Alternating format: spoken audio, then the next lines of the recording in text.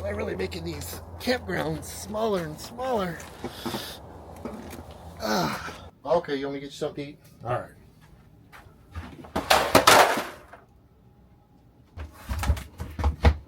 Who's on the freaking internet?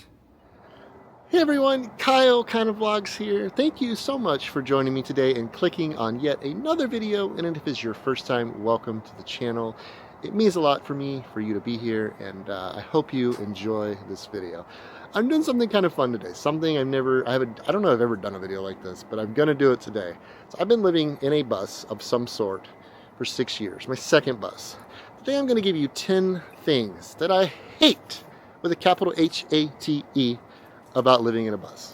So my goal for this video is just a lighthearted, fun video, guys. You know me, I absolutely love living in a bus and wouldn't change it for the world. But here's a few things that, make the lifestyle not as glamorous and Instagram worthy as some might like to think that it is. Number 1, showering and using the restroom in a bus with 5 humans and 4 dogs.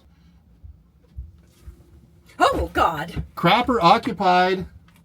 Early on, it was weird, having to use the restroom literal feet away from your daughter, your son, whoever, and never actually having a real door, because our first bus, we didn't have a real door. We had a curtain. Same as this one, we have a curtain. It is what it is. You learn to get comfortable with it. You learn to give others their space when nature calls. It's just something, it's part of bus life. You are in close proximity to everyone with you pretty much all the time. So if you want some real privacy, I suggest using the bathhouse at the campground. Number 2, being super close to your neighbors in campgrounds. Well, they're really making these campgrounds smaller and smaller.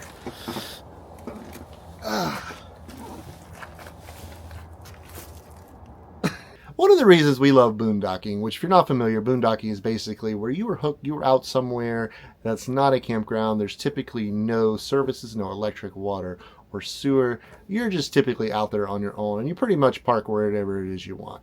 Campgrounds, again, I use this word, this saying quite a bit, are not all created equal. Some campgrounds, you get a nice spacious site. Some not so much. Some you pretty much are packed in there basically like a parking lot. One of our first Thousand Trails parks, our very first Thousand Trails park we ever stayed at was Thousand Trails Las Vegas, and I swear there was inches, because basically if you had a slide, you can't even walk through your RV. If there's 2 slides but right next to each other, it's not even possible to get through there.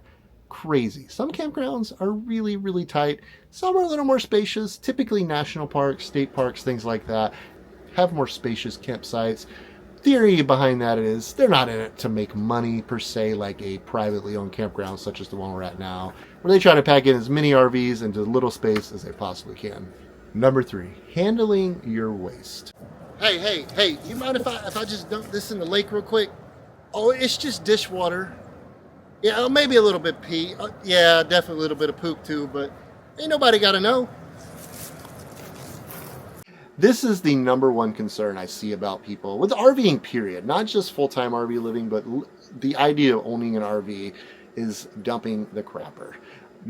Cousin Eddie said it best, shitter's full. And it happens, and it's a very reasonable concern, because you think about it, in a traditional life, you don't really have to, once you touch that, flush the toilet, you never see it again. It's gone. You never have to deal with it again. So in an RV, bus, camper, van, whatever you want to say, if it has a traditional RV style toilet, yeah, you press that button, or actually you step on it. There's a pedal and you step on it. Instead of this, you step on it with your foot. But the point is, once it goes out down the toilet, it's got to be stored somewhere. And that's where you have to come into that second step, is finding a place to dispose of it. It's tricky, but we've gotten the hang of it over 6 years of places to look. Typically campgrounds, you can, even if you're not staying there, you can pay to go dump. Even some states, I believe Mississippi, a lot of their rest areas have dump stations. I believe Wyoming's the same way. So there are options. It's just one of those things you just got to look for and kind of learn as you go. And honestly, wear gloves, buy good equipment, buy a good sewer hose, buy good connections. It's really not as bad as you think it is. Have a flush system where you've probably seen me do mine before. I hook water to it. I turn it on. As soon as the crapper is done dumping, I turn that on. It kind of flushes everything out and at least gets that part I'm about to handle somewhat clean and a little less crappy, I guess is the word. Number 4, finding water. Hey, y'all know anywhere around here a guy can get some water? So this one kind of goes along the lines with getting rid of your waste, because typically if you're able to dump your waste at like a dump station, typically they'll have potable water, but you got to make sure it's potable. That's the trick. That can be the trick. So we ran into this last summer. We were in Idaho, heading up to Washington, and there was this gas station, and they had this dump island, we call it dump island. This section where you can go dump your tank. It was like $10, and you dump your tank and get water, supposedly. So we get there, we dump our tank, we go get it water, but there's no distinction of what potable water and flush water. So it's a lot of times when you're at dumping your tank at a proper dump station, they'll have a water hookup so you can do what I just said, which is hook up and flush out your sewer line after you get done dumping your tank.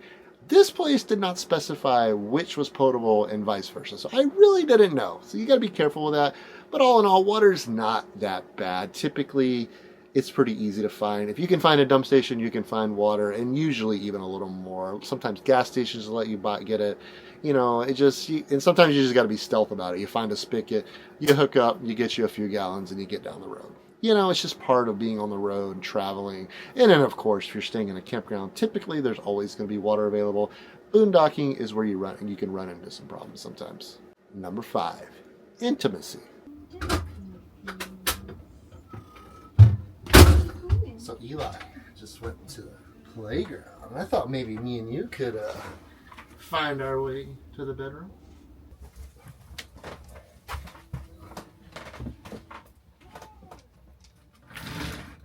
Mom, Dad. We made a reel or TikTok or something years back with the kids about intimacy. It kind of goes along the lines with the whole living in a small space. You're sharing a 300 to 400 square foot space, depending on what you're in. With some cases, I know people with families of 7 or 8. You get to know each other very well.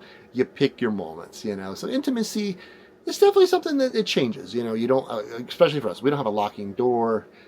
You got to get creative. We're gonna keep this PG rated, but it's definitely can be an issue. Especially early on when you're used to having the house with a bedroom that has a door and a lock, and it's just something that it's different. And it's part of when people start talking about full-time living, especially people with kids, is because typically where it's going to come up. It's definitely one of the first 3 questions that's asked and talked about. So my answer is you got to get creative. But it can be tricky, and it can be tough. Number 6, sharing the internet.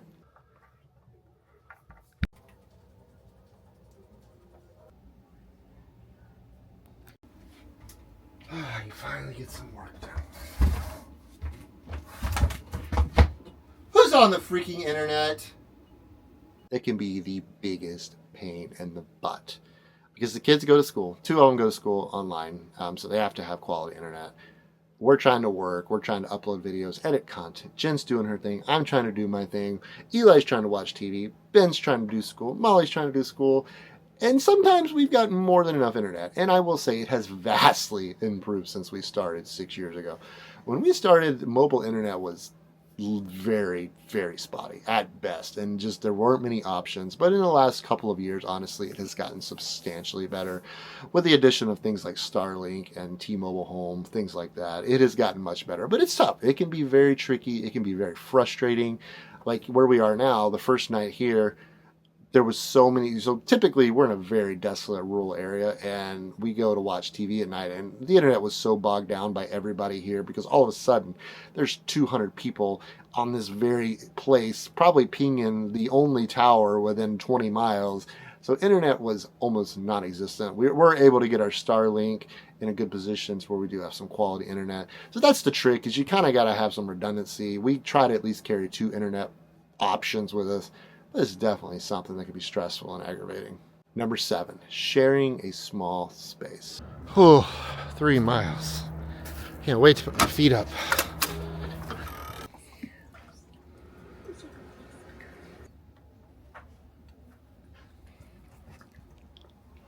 This one you run into this a lot, especially as the kids have gotten bigger. Again, you're in 300 to 400 square feet.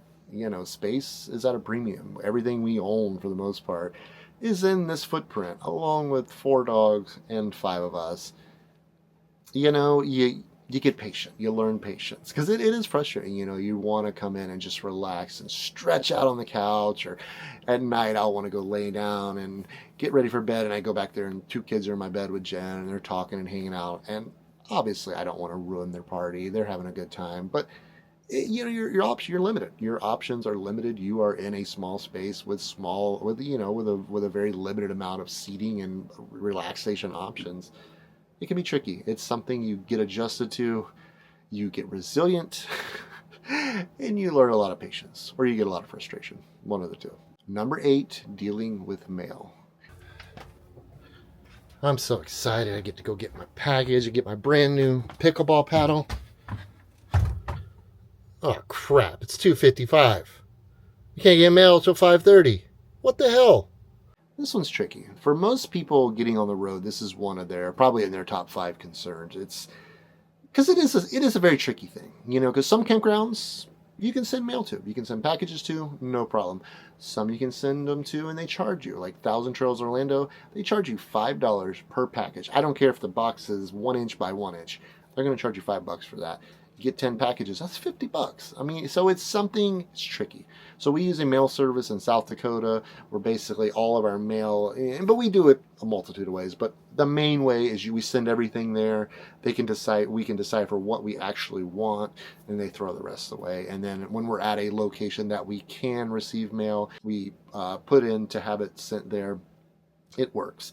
It's not as cut and dry as walking outside, walking your mailbox, grabbing your mail and going inside, or opening up your door and your loads of Amazon packages are right there.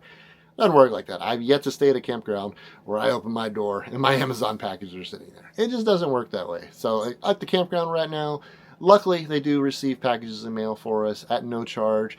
You can only pick them up between 5:30 and 6:30 every evening. It's another one of those adjustments you just kind of have to make if you're going to do this, type of lifestyle. It's tricky, it's tricky, but it teaches you a lot of patience, a lot of resilience, and honestly, you just get used to it. Number 9, forgetting where you are.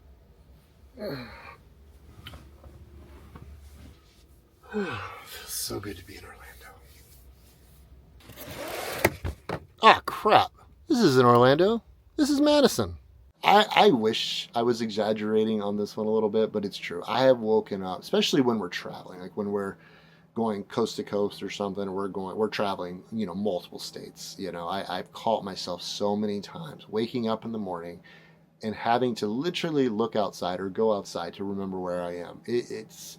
I guess it's like a form of jet lag. We'll call it bus lag because it's this weird thing, and you just get caught up and you wake up and you're like, you really have no idea. It's very strange. It's something you have to experience to fully grasp what I'm talking about, but it does happen. I've woken up in mini Walmart parking lots and woken up thinking I'm at home or New Mexico or in Florida. It happens. The struggle is real, y'all.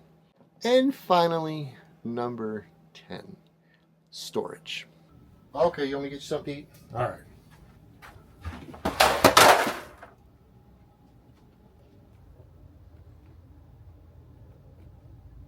This is probably the trickiest part for people when they decide to go full-time at any age, whether you're, pre-kids, don't have any kids, you're young, you still have any kids, or you got kids, or you're retired and you're downsizing from a house to an RV. So that's basically it. If you're downsizing from a house, a mobile home, an apartment, a shed, whatever the case may be, down to an RV, you're going to run into storage issues. Because obviously, it doesn't take a rocket engineer to decide to say you obviously can carry and keep a lot more things in a sticks and brick house than you can in some sort of vehicle. You just, and I think that's one of the points to doing this type of lifestyle is to learn to live with less. Yeah, it's tricky. It can be frustrating.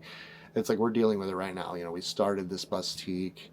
We're trying to store everything we own for our daily lives, for each of the kids, for the dogs. Now we're incorporating a business that has a physical inventory and things that go along with that. And we're trying to store all that in a 45-foot bus and our Jeep. And so far, we've pulled it off, but it's tricky. It is it's something that takes a lot of thought. Yeah, I mean, every time you go to buy something, you got to think, okay, where am I going to put this? Where's this going to fit? You know, and even more so than that, one reason we love a bus so much is because I do believe we have more storage than most anybody you're gonna see on the road with a traditional RV, a fifth wheel, travel trailer, Class A, or whatever, you know, any of them. Saying that, we have the ability to carry more weight. There's obviously a weight limit on everything, but a bus can haul a lot of weight compared to a traditional RV or fifth wheel. So if you're in a fifth wheel, you've really got to watch what you bring inside, because they don't have a lot of weight where you can add to it. You have a dry weight of the camper, and then you have an amount of weight that you can actually put inside the camper without the camper being overloaded. It's a real thing, especially for full-time living, people with kids, people with pets that need to bring everything they own and shove it in this moving vehicle. It's tricky. Storage is something that is thought about all the time. Like, we're going through it right now. In the largest bus, basically, that you can buy, we're still going through it. Short of buying a 50-foot trailer and towing it behind your RV, and storage is going to be something you're going to have to consider. It's just the way it is. Because when we lived in a real, traditional house, we had a lot of stuff, most of which we did not use and or need.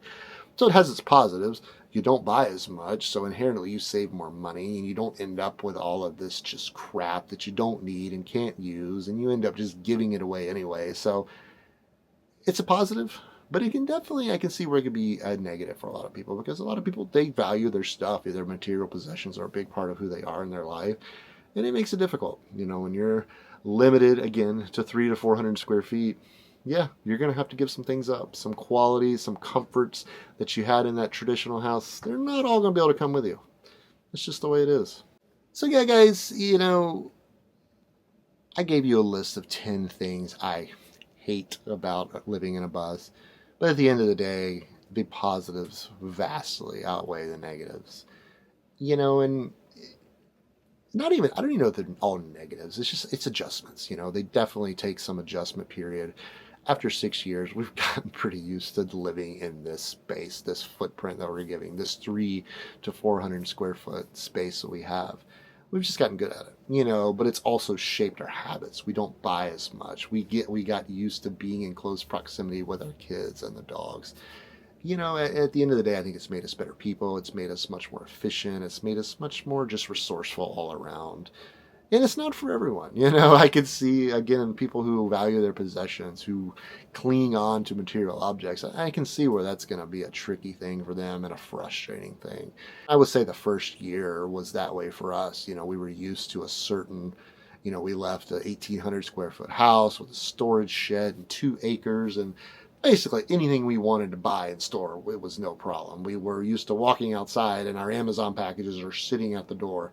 It's just not the case, and again, at the end of the day, I think it's a better quality of life in a lot of ways, because I don't feel like there's as much waste, and you really learn to live with less. And I think that's a valuable lesson that anybody could learn, and I think it goes a long way in changing you as a person, an individual, and as a family as a whole.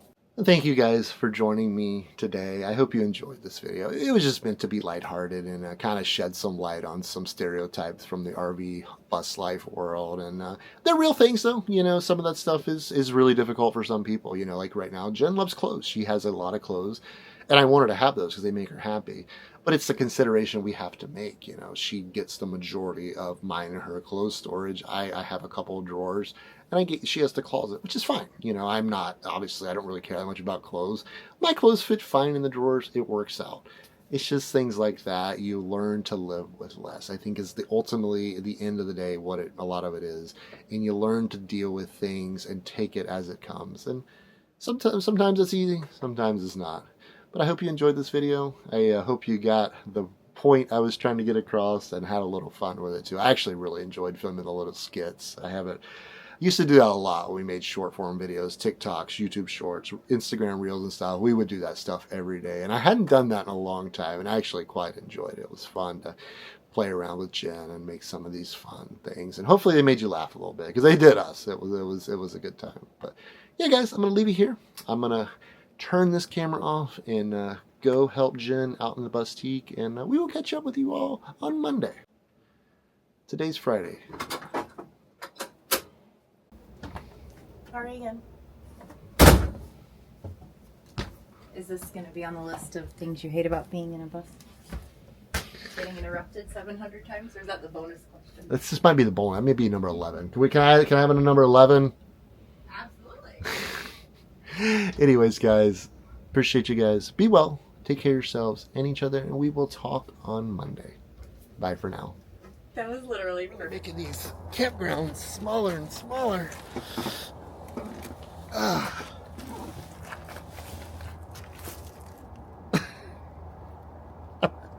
I'm actually stuck. I just went to the playground. I thought maybe me and you could find our way to the bedroom.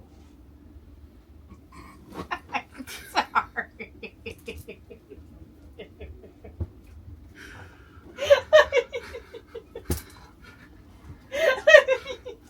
I'm not laughing at you. The dog's just out of here. Hey, I'm really going over the top. Just the way